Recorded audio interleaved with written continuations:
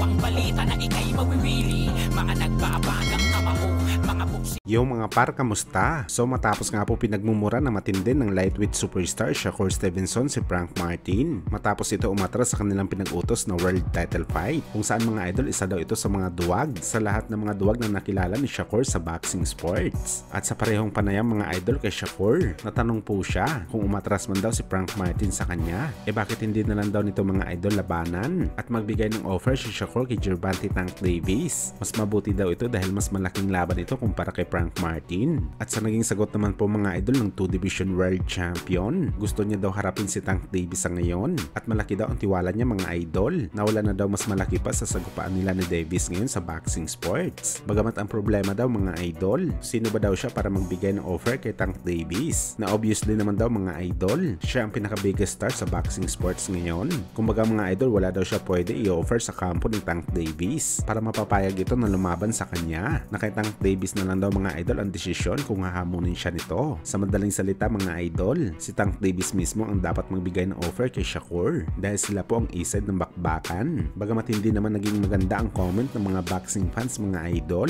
sa mga sinabi ni Shakur dito. Parang hindi daw kasi mga idol boxing business ang gusto nitong sabihin. Sa mga tono ng salita ni Shakur mga idol, parang ayaw nito labanan si Tank Davis sa bakbakan. Kumbaga alam na nito sa kanyang sarili na hindi pa siya ready sa ganitong bakbakan kontra sa power puncher na si Tank Davis. Kung saan mga idol may rumors daw na pinaalog ni Tank Davis si Shakur sa kanilang sparring dati.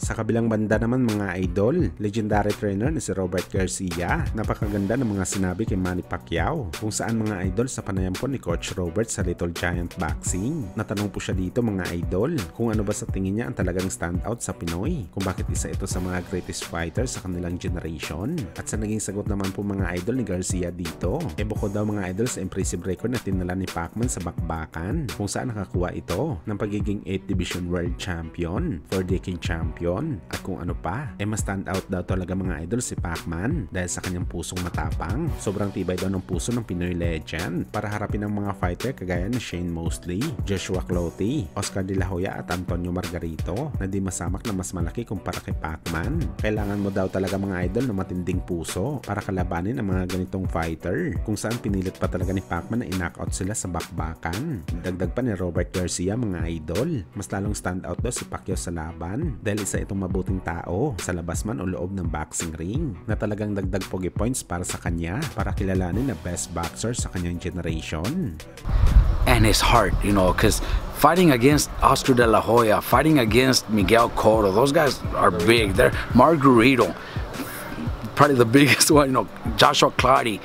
You know, he's not afraid of him. You know, he's a brave man, very fast, and he goes in there and puts beating on them.